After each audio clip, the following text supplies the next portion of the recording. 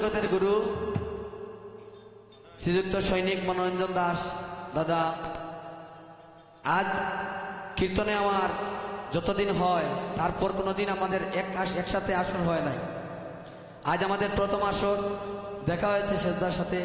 আমার জন্য আশীর্বাদ করবেন।